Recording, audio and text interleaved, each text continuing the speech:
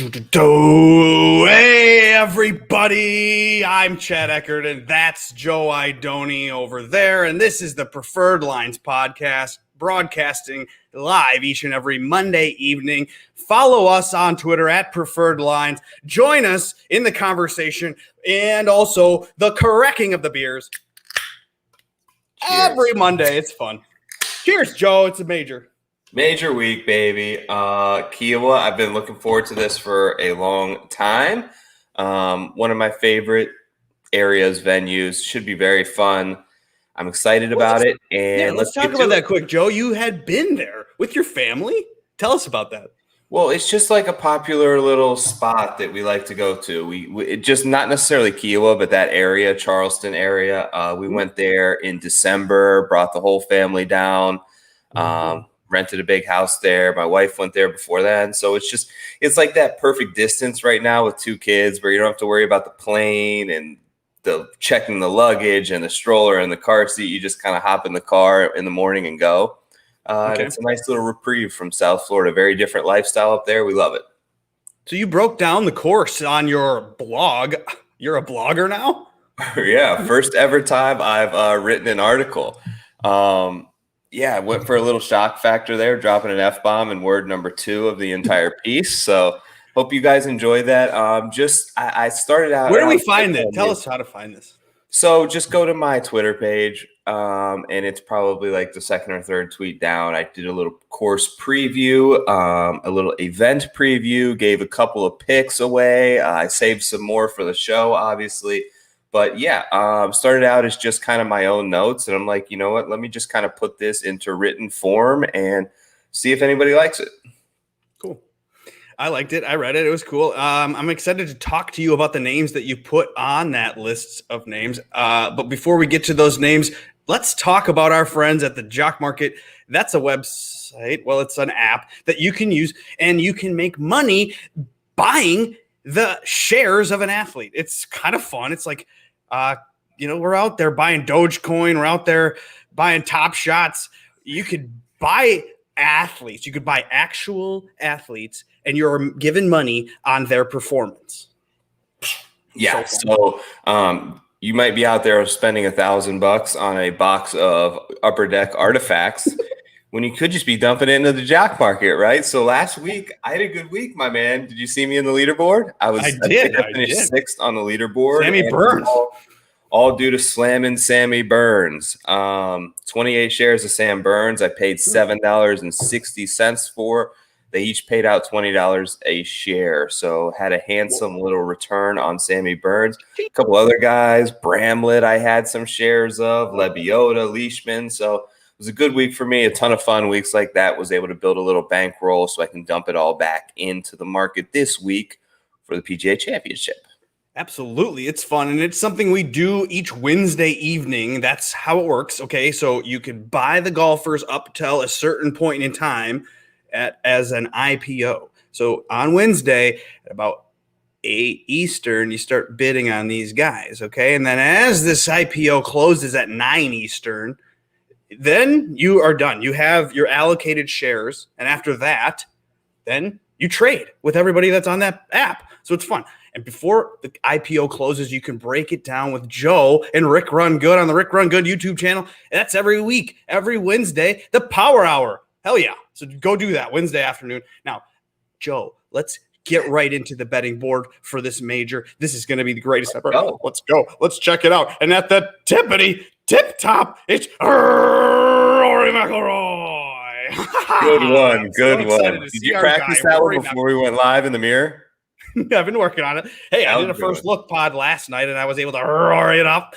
So, yeah, Rory McIlroy, he's a good man, and he's at 11-1. He just won, coming off of a win. Can a guy go back-to-back into the second time as a major? We know, Joe, that you've been hammering it on my bookie. You know you want it. 18-1. We both have been hammering it. It was a joke. It was already still there at this morning, for God's sakes. Crazy. I know, and I'm a little bit worried about it because I may be shut down over there, but we'll see how that works out. They just reached out to me, so hopefully we'll get that cleared up. But yeah, they left the 18-1 just hanging asleep at the wheel for way too long, and I bet it 5 total times. So I hope those are able to still be live, even though the number does no longer exist. And he is now at the top of your betting boards as the favorite into this event, which coming off of a victory, coming off of the defending champion pseudo, I guess, at Kiowa Island. Last time was here, he won by like 8. So yeah, he should be the favorite. So 18-1 felt like a great number. It's sure not to hit because anytime I do a future and get a great number like that, it never comes through. But should be the favorite and should be a force this week, Mr. McElroy. Now, Joe, if you opened it up today and you had to start over because my bookie ruined all your previous bets, are you gonna do 11-1, or are we gonna go a little bit into this range where you have a bunch of names here? Rory and a half, 11 and a half, 11, 12, wherever you are. Rahm's there at 14 and a half. JT, Spieth, something like 15. Bryson, 16 and a half. Xander's here at 17, and then you got DJ under 20-1. So, what sticks out to you in this list of names? A couple of things. I'll start with this. What the hell are they doing with Dustin Johnson way down there? I don't have plus 1850, but Jesus, I would have to really consider that if I did see that in front of me. Shocking for me to see him. Another thing that sticks out is, what are they doing? What did Xander do to deserve this? Like, this is not fair to Xander by any means. I saw your tweet. You can't just blanket make him 16 or 17-1. Like, nobody can. How is he supposed to get fans? Like, only our boy Nankles can really like root for the guy. I love Xander, but you can't bet him. And like, that's how we get attached to these guys. That's how I'm attached to Sam Burns now. That's how I fell in love with Brooks. Is like, you know, you like the way that they play, but you make a little bit of money on them along the way. And like, you can't. He should be great. Like, this is not meant to disparage Xander at all, but like, you cannot price him below Dustin Johnson and right there with these other guys who are the top 4 or 5 players in a tier of their own in the world. You can't. No, I kind of agree. I didn't. I'm okay if you wanted to like think this is time for Xander and he's due or whatever. I could see that, and we know he's a major performer. He's pretty much always up there in a lot of these majors. So I could see why maybe the public who doesn't look at the regular tournament in and out and maybe doesn't understand that this guy doesn't actually close the deal. They just think, okay, 17 and a half for someone that's always up there. He's due to get one of those, due to grab a trophy. So there he is. But when you get 16 and a half for Bryson, who won the US Open, who's a winner already this year, do you have Bryson in your mind? Because didn't we like Bryson the last couple of weeks? Why don't we like him here on a 7,800-yard course? Bryson, come on, right? Okay, I kind of do like Bryson, but back to Xander for a minute. Like, okay, so you made a great point. Like, he should be due to break through. He's in that echelon. We're just waiting for that first major. But you don't price these guys here. Like, you price him like when we saw Colin Morikawa break through at 30-1. You price him where we saw Brooks initially break through at like 30.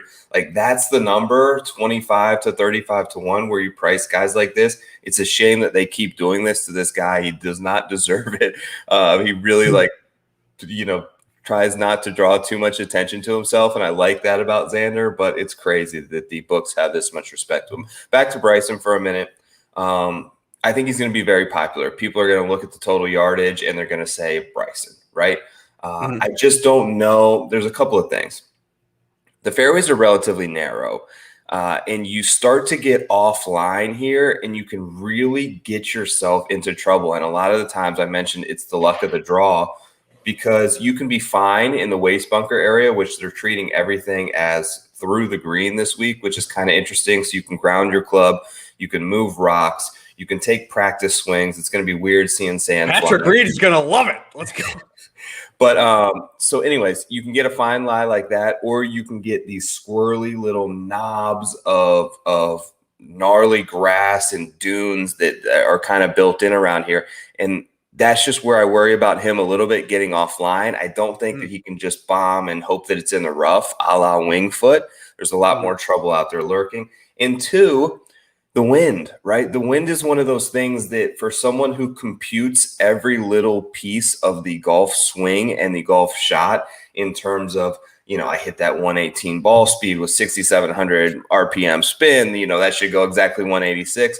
Well, when you get a 25-mile-an-hour gust that switches from left to right on you, that can really frustrate a player like Bryson.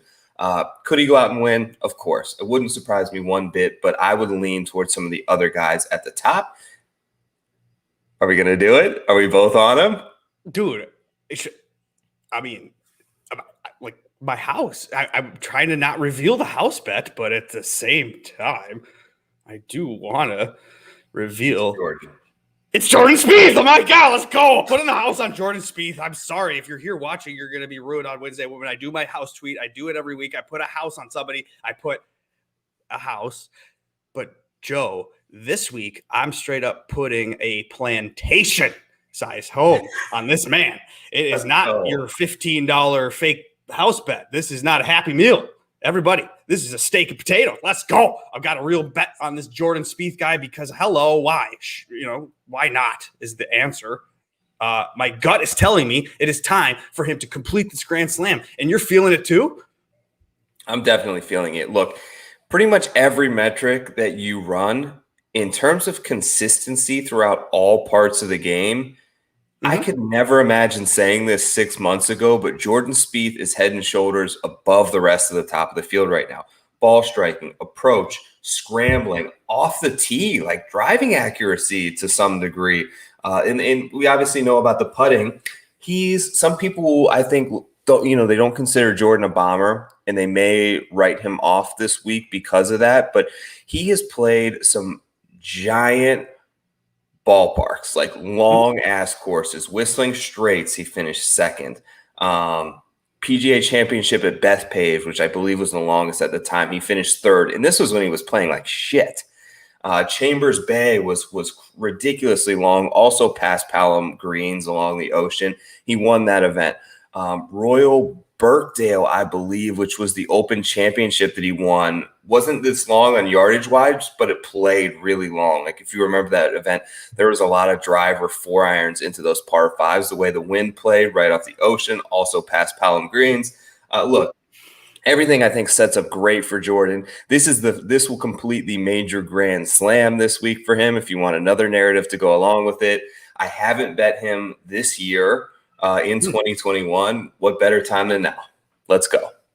So then did you take a 15 or where's, at one point, do you have 15 and a half. It was weird, but yeah, plus 15.50. Yeah, that's what I got. So I'm into it. Cool. Nice. Oh my gosh, it feels crazy to be on Rory and Spieth at the top of the range. Joe, did you fade anyone up here? Because we talked about everybody as if they're a good bet. I mean, except for Xander, maybe. Did we fade anybody? I mean, you're fading Rahm then? I don't even really want to I don't want to say I'm fading someone. I'm just not betting them. I don't think that they're necessarily going to play like shit. Like I don't think Xander's probably going to finish like 7th this week and be great. I'm not fading him. The player that gives me the most pause for concern right now is Rahm. Just hasn't put it together since having the kid. He mentioned last week something about still figuring out the Callaway clubs, which he should have that totally dialed in by now. Just seems in the roughest spot mentally of these top guys. And then there's concerns about DJ, of course, with the withdrawal, and we haven't seen him play well. But I think that's kind of baked into the price. And if that creeps up toward 18, I don't know. Like, I may dive back in at the top of the board. Nice. Dude, we have to remind the audience now, it's been a full calendar year of doing this podcast together. And Joe, we've had success coming together on a bet, which we don't talk ahead of time. Like, I've got my own opinions and you should too, you at home. And that's what we do. We bring our own opinion because it's gambling. So do what you want kind of thing. At the same time, we sometimes land on the same name, and it has been successful and it's been fun. Maybe we're in for a major win with our guy Spieth or Rory. So there we go. So maybe if you want to tail us at home, tail us with those names. And are you going to use Hovland? Because, hey, Joe, you're an advocate of betting a future bet in advance. And I tend to do this around Christmas time. I get a little antsy. I get a little excited. Everybody's excited for the season to start. And I grabbed a Victor Hovland bet for this event at 50-1, and he's going off at 20. So thank you. I have a $10 bet on Hovland at 50-1. in your face to everybody Love else. to hear that, man. I love the futures. You know I do. I've got a couple of nice ones this week that were more recent futures, but that's awesome. 2.5 that feels good on the current closing line value, which is, that's almost as good as hitting a winner, right? Because I love it. I feel like I already won. You feel like the advantage now sits in your lap, and the books are just praying that you don't nail it with that $500 ticket. So good shit. Oh, I was listening to some stuff today, Joe, and the guys are talking about how I'm like excited about this Hovland at 25 or 30 to 1. And I'm like, oh, you would be excited about that, but would you be excited about 50? You probably would. Now, so are you excited though about 20 for Hovland? No, not for me. I'd much rather bet DJ there or even Morikawa than I would Hovland this week.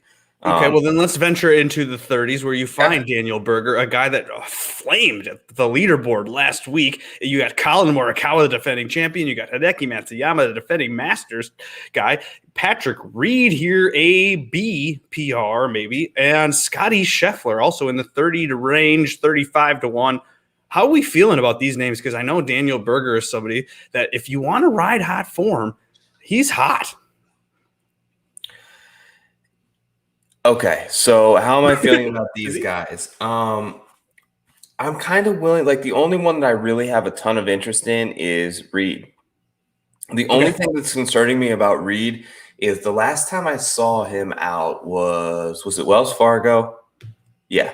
So I was pretty confident that he was going to play well there, and he didn't. It's not like he played poorly, but they mentioned something to him, and he was hitting like a lot of drives really low, and they were borderline like miss hits. I think Trevor Immelman on the telecast mentioned that he thought he may have like cracked his driver. Like that's how poorly they were. They were like 240-yard little low hooks. And Reed mentioned something that he's really working on changing his swing, which kind of worries me a little bit. So anytime we saw him go through the big swing change before with Ledbetter, that took him a while to really hone it in and get that under control. Working on something different with the driver, I don't think this is the course to go to. Especially when you don't hit it long, you've at least got to be accurate. And if he's got that thing going left, it's going to be big problems for him this week. That said, world-class scrambling, greatest hands on tour, can get a hot putter with the best of them. So why not? 35 to 1, he would be my play in this range had I made one. Okay. Now let's see. Who else can we talk about in this range? I mean, I took a bite of the burger while he was trending up the board. I saw it. It was like a 40 or something. So I ate it. All right. I mean, Patrick, what do we do with Patrick Cantlay, right? Like, talk about my gosh, Cantlay's at 45, right, on this book? Yeah, I mean, there's insane numbers out there for Patrick Cantlay, but he's kind of broken. Now, he will come in and be a robot and be the normal killer that he is. Maybe. Will he, though? Or, right? I don't know. And then I know. Got it. So do you take that risk, or do you go with – I mean, this whole range kind of is a risk with Finau there. You got Simpson, you got Cam Smith. So up and downs. We got some chatters in the chat that think that he'll be fine. This feels like the range that is a little bit forgotten about in terms of maybe a public sentiment right now. But this is a very popular range for the PGA Championship. This is where we've seen a lot of winners at this event come from. This is where we saw Colin Morikawa break through when his form wasn't the best leading in, but he had some good narratives for him, right? Going home, going to a course that he had played before. So maybe this is a week like we can see a Cantlay or a Finau or a Scheffler or a Webb, like one of these guys who, Webb in particular, like I think has a lot of good narratives that line up correctly for him in terms of his around the green game, being in South Carolina, comps to the Heritage, Pete Dye, all this kind of stuff really works for Webb. Is he been a little bit forgotten about? I would argue that the number says absolutely, but that doesn't necessarily mean I'm going to bet him. Well, the problem is that I did bet him in December, actually. At what, like 28 to 1? 33. So I thought that was going to be a good deal come this time of year. So there's a couple of them that I didn't do the right thing on. Like, yes, I got a Morikawa or a Hovland for 50 when he's off at 20, but I also got a 33 on Webb, so that's bullshit. But at the same time, okay, well, if you bet on Brooks Koepka a couple months ago, you probably got a worse number than 50 to 1 for shit. Oh my God. Spoiler alert, you're on him, right? Yeah, I don't know where I thought I had a hammer laying around here because I'm still doing some woodwork. I was going to get the Brooks hammer is coming out. I'm in the garage. 50 to 1. Yeah, you got to have one around. Listen, Vuck the injury. I think I mentioned last week at the end of the putting stat. Boom, there. I think I got the same one. Nice. So we're bringing that out for Brooks this week. Look, if he misses the cut and sucks, so what? He's 50 to 1 and he's Brooks, and we all know that he can win. Yeah, he's 3 months. Like it felt like to me, we had the unknown, which is the injury, right? But before that, going into Waste Management, his game was in a worse spot by far. And we were getting like 30 to 1s at the Waste Management. And that's where he won. And that was just 3 months ago. Like, do I know what's going on with the knee? No, nobody does. But it's built into the price. Otherwise, he'd be 15 to 1. So if you can get 45, 50, I've seen some 55s out there. Go to town, man. Have a week, Brooks. I'm in. Yeah, that's what I did. I mean, he's the major killer. Like, we've been doing this long enough. I've been doing this long enough that I've been doing it before Brooks was a major killer. And then I was like reluctant to believe that he's a major killer. And I was reluctant to believe he has a different mental makeup, but he fucking does, dude. He does not approach this stuff the same way mentally as everyone else. There is something different about Brooks Koepka. And if he can go off at 45 to 1, the books are stupid. That is really stupid.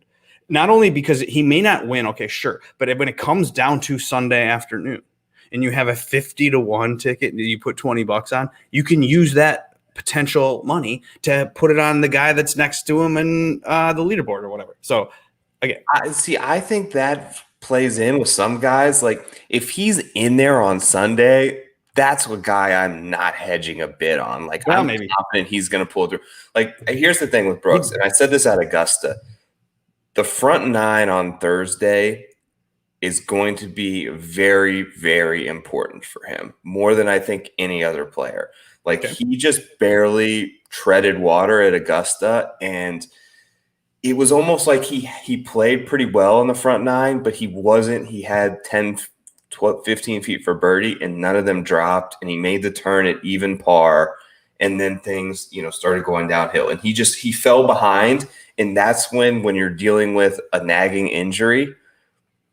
Brian's bringing it up because I was about to. He DJ only's got one major. I'm okay. I'm cool going into last year's final round of the PGA where Morikawa stuck up and won. I don't think he blew it.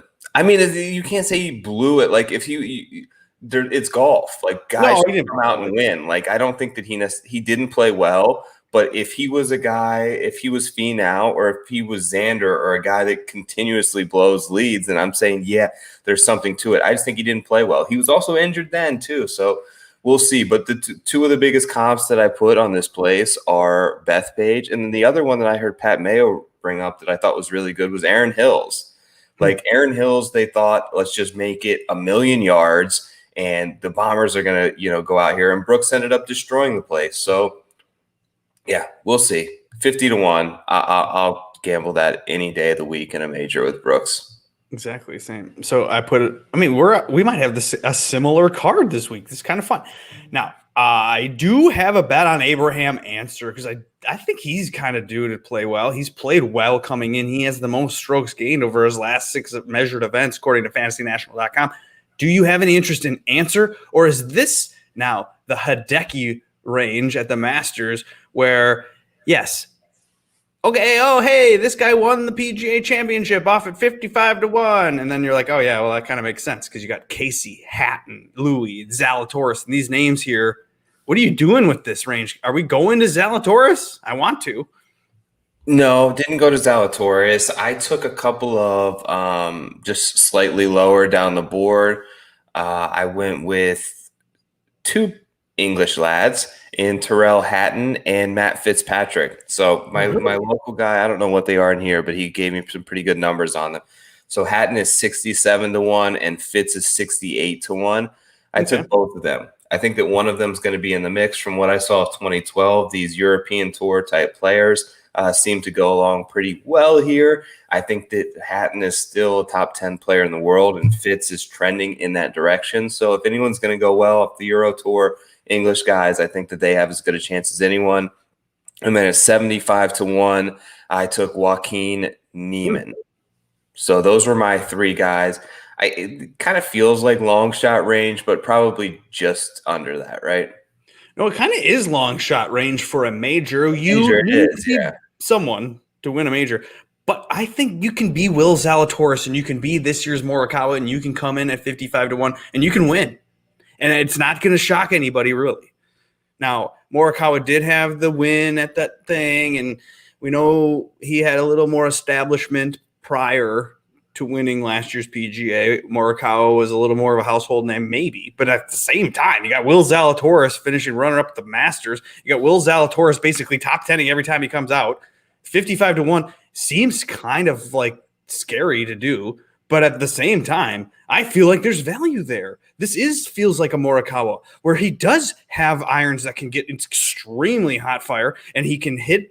Now, last week he did not bring the putter, so maybe he's working on the putter. He's got his irons dialed in, and this all comes together this week. We know he doesn't give a shit about pressure. We saw him at the Masters. Will Zalatoris, I'm in on that. Okay. I'm not going to disparage that pick one bit. I think he's a great player. I, for one, have the first two times I've ever bet Will Zalatoris, I think, were the last 2 weeks, and was a little disappointed in the finish. Missed the cut at the Wells, and then last week he kind of grinded through there, but didn't play great. That said, it seems like a good spot to use him, probably at low ownership. I would assume, based on the last couple of weeks, maybe a good one-and-done pick if you need a long shot and need to make up some room. You're right. Everything that he does well should suit him perfectly for the Ocean course. And we know he'll play the course the way it needs to be played, and that's what we want. That's important. Now, do you have any interest in the range of veterans? You've got Keegan, which I know from your write-up that you're interested in. But you have also Leishman, Bubba, Fleetwood. You got other names that are like Rose and Woodland are in this kind of next set of names. What about the veterans? So there are some veterans that I have interest in. I have 101 on Keegan Bradley coming in. I wrote him up in the article if you want to check that out. But his off the tee game and his around the green game, he rated out top 5 in the field for me in both. He's put together a string of good finishes, even though that he did not get it done when he lost to Sam Burns a couple of weeks ago. That's okay. Third here in 2012. Also, the big thing for Keegan is his sort of kryptonite, and the one thing that's always held him back is the putter. 5 of the last 6 events he's gained putting, and he lost 23 of the 25 events before that. So he's always been a terrible putter. Something has changed these last 6 events where he's become good. I think these green surfaces, which are all relatively flat, like the idea of this course is the length and the wind in the ocean. It's 100% a tee to green course. Like the greens, there's not much to them at all. They're relatively even size. There's not much undulations. They're not going to be lightning quick. It's all about getting there in 2, right? It's about hitting the fairway. Greens and regulation are going to be key. The ability to get it up and down. So yeah, I took Keegan 100-1, and then a couple of guys. You mentioned Woodland. Did you mention Woodland? Well, he's like at 100, I think. Yeah, I have an old future on Woodland at 175-1. Shit. So nice. I like that. Now, all right, all right, let me just ask you, give me quick answers on these things. Like Justin Rose, can we trust him?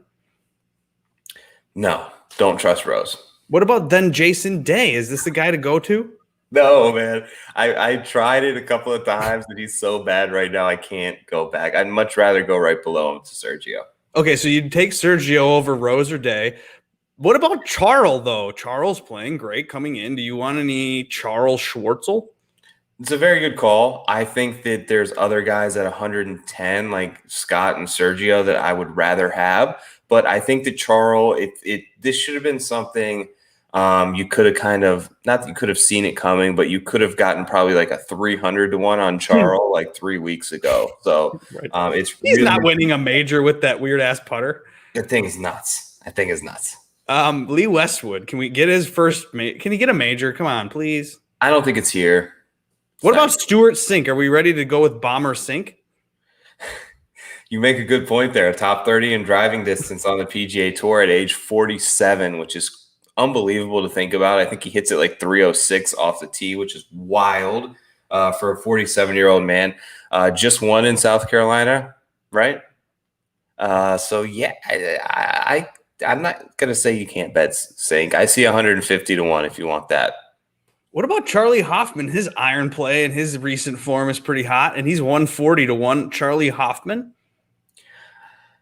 Yeah, you're right. I may be sleeping a little bit on Hoffman. You're right. His iron play has been very solid, which I think the ball striking is going to be the key stat in play this week, as it is almost every week on the PGA Tour. So, yeah, I get behind Hoffman before I go to Hago or I go to Molinari. Max Homa is interesting there at 160-1. I think that's a pretty big number. It seems like on Homa.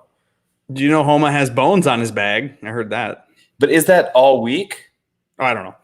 I thought maybe that was just like practice round type deal. No idea. Doesn't matter with Homa. He's fine. He's good. And I think he likes his regular caddy, so I don't know what he's doing. But anyway. His caddy's playing it. His caddy's a good player. He's playing in. My buddy's actually playing in it too. It's the amateur 4-ball at Chambers Bay this week. So his caddy is in that event, which is cool. You have to qualify for it. It's like the amateur 4-ball championship. So it's a fun event. But I assume he'll be back for Kiowa. I got to ask you about Ricky Fowler at 175-1. Is this major season Ricky Fowler time? Cancel 2012. We're canceling Ricky Fowler. Yeah, he's bad. He's done. Just glossed right over him. I don't want to see him. Can he get a win? Can he get a major, Matt Kuchar, before Ricky Fowler? Oh, wow. Kuchar is interesting. Trending in a much better direction than Fowler. Had a good finish last week as well. And coming off a finish before that, I believe Valero played pretty well at the match play. I would much rather lean Kuchar. I don't know that he has, even though I said it's not going to play as a total Bombers course, I think a lot of people may believe, it's a lot of these par threes and stuff like that. There's going to be a big advantage to the guys that can hit 4-iron versus the guys that are going to be taking 3-wood in. So that's where I worry about Kuchar a little bit. Okay, I want to talk to you about, we didn't really talk about him, our guy, Sam Burns. I know. Do we do that? Where is he? I mean, he's growing on his Team Burns. He's at 60-1. That's kind of aggressive. It's better than the number that I'm looking at right now, which is 50. Yeah, I don't think he's ready. I don't want to say that. I do think he's ready for this stage. I'm not ready to bet him at that number. I had almost wished he wouldn't have played so well last week, and we may have gotten a 75 or 80. You mentioned another guy that interests me a lot this week, and it's Leishman earlier. What number do you have Leishman at there? 60. Won the Zurich, top 5 at the Masters right before that, 70, and finished in the top 20 last week. He mentioned, I think in an interview last week, that he thinks Kiowa Island sets up perfectly for him and maybe one of his better chances to win. Skylar sent me that. Maybe one of his better chances to win a major championship. So he really fancies his opportunity this week. I think 70-1 is a very fair number on a Leishman that's in great form. All right. Gosh.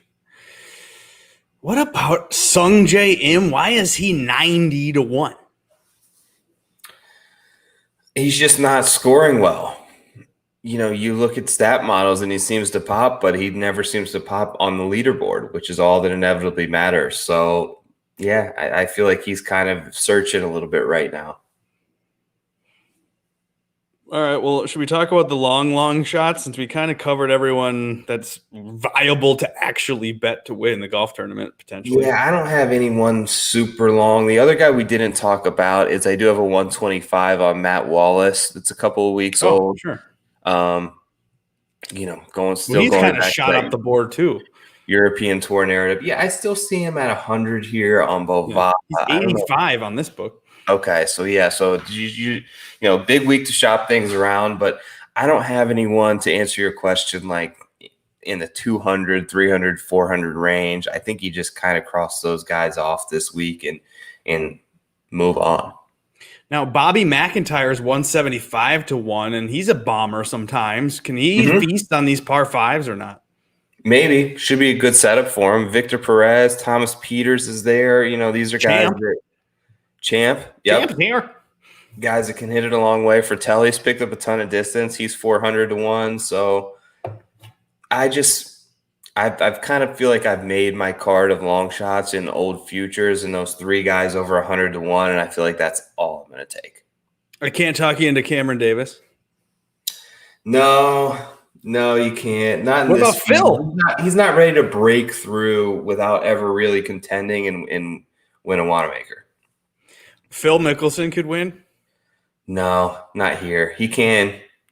You think he's going to win again on tour? I've got him at the Open Championship future on him. All right. We've kind of covered things. Do you want to we didn't talk about my guy Billy Horschel, so we might as well add that to the conversation because you got to bet Billy Horschel, right? Yeah, let's bet Billy Horschel. No. I'm not betting Billy Ho. You can bet Billy Ho all you want. But yeah, I think we've covered just about everyone. Adam Scott's a big number. I'm not going to bet him, but it seems like a big number for him. Cameron Smith's another guy I think is really set up well here, but just 40 to 1. I'd rather put my money in that range, just all on Brooks, and hopes he comes through. Any questions from the chat we can maybe go through, or? Yeah, this dick comment from a guy named Mike Eckert. Is this the course from Legend of Bagger Vance? Is that a sarcastic comment from some guy named Mike? Is that your dad? Yeah, it's my dad. Okay, cool. No, my dad does love Max Homa, and he said he was 66 to 1 over the weekend. I guess crazy to far back he fell when you lines adjusted.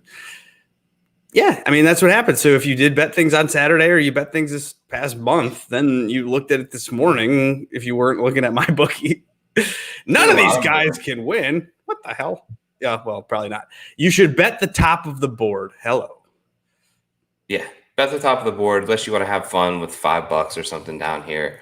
Yeah, there's a couple of guys we can talk about, but you're right. If we're going to pick a winner, it's coming from like 60 to 1 and under. No, it's coming from the teen range, and it's either Rory McIlroy or it's Jordan Spieth at the top of the board. We're going to get a grand salami from I can't believe I'm betting Spieth. I just have to, like, for me mentally, it's crazy because this guy was 80 to 1 and 100 to 1 2 months ago to win like Pebble Beach and shit. But yeah, we're here. I just have to ignore that the numbers plummeted and it is what it is. And just look, he's playing the best of anybody at the top of the board. And he's a major championship winner that we've seen do it. So if he's got his confidence and he got his swagger back, let's go. I'm in. Okay. Joe. Let's give away a couple tees. Do we have some T-shirts to give away for those in the chat and those around the club in the club? We have 2 T-shirts. We have a golf gambling club black tee. I should have worn that tonight. We have the gray one that Chad wore. I don't know how do you want to choose who gets a T-shirt? I will gladly send them out once you can let me know who won. Why don't we do who has given an iTunes review in the recently? I'll pull that up. Why don't you do has anyone retweeted the pod for tonight, and we give one to them and one to them, and then maybe someone in the chat we can give one to them. Cool. So in the chat, your favorite PGA Championship moment in history, whether that was Y.E. Yang upsetting Tiger Woods or Rich Beam upsetting Tiger Woods, both things that happened in Minnesota. Oh, Minnesota's Tigers kryptonite, huh? It was sad. I hated it. All right. iTunes. We are on iTunes. It's called Preferred Lines. You can like and subscribe. If you rate and review, it helps boost us to the algorithms things. Under fantasy par wrote something more most recently. Kraz 1919 wrote us one. Someone wrote us a bad review. Oh, they say I'm bad to listen to. They say that he's like announcing a WWE event. Oh, Jesus. Maybe less Red Bull before recording the show. Don't read the reviews, brother. Gotcha. All right. I haven't read that one. All right. But I'm going to again, do mine. there are plenty of other podcasts where the co-hosts are definitely not drinking coffee. I'll tell you that. Nagel Bagels wrote us a review. Thank you. Nice, Nagels. Nobody likes me. So pick a winner. I think we go with our guy under fantasy par. I don't know who he is, but if he's watching, hit us up.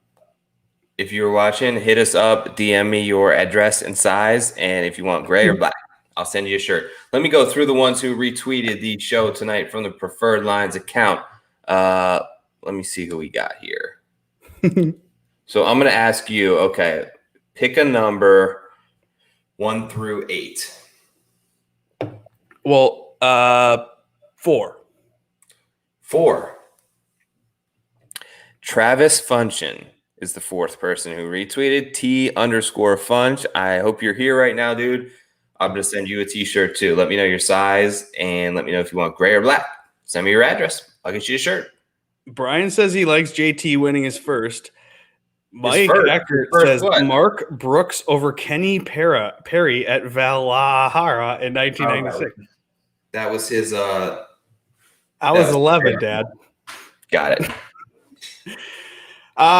We can send one to Brian. He deserves one. He's a fan of the pod. We don't need to send one to my dad.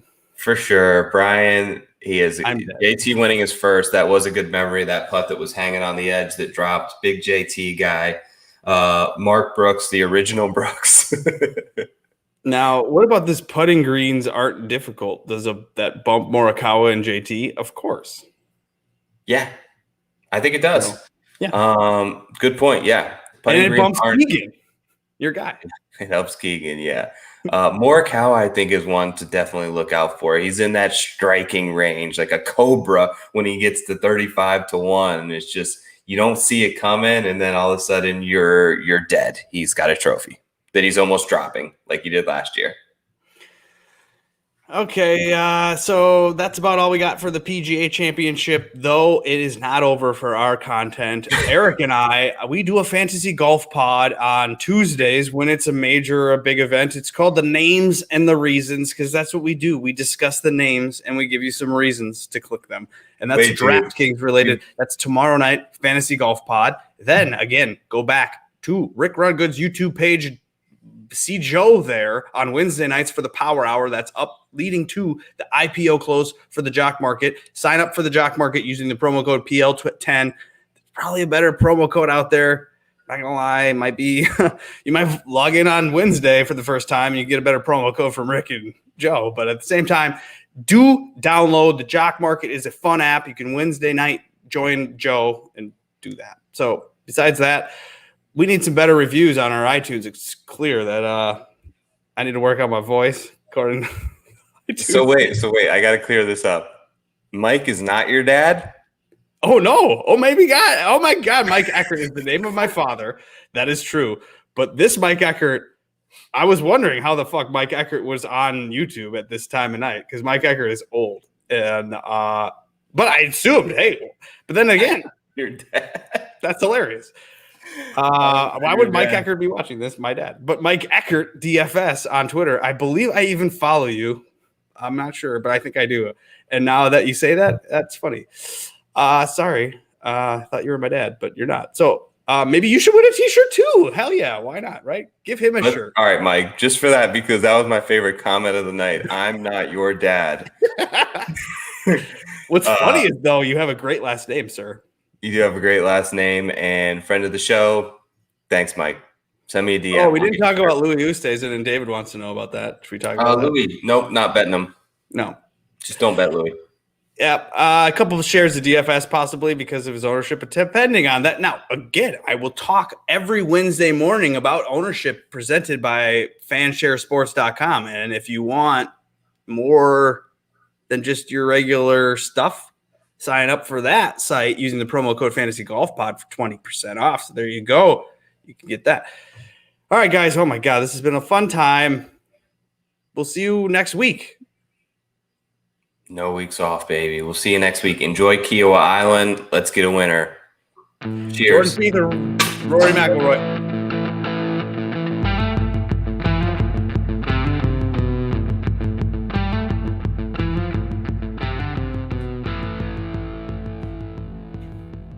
Peace out.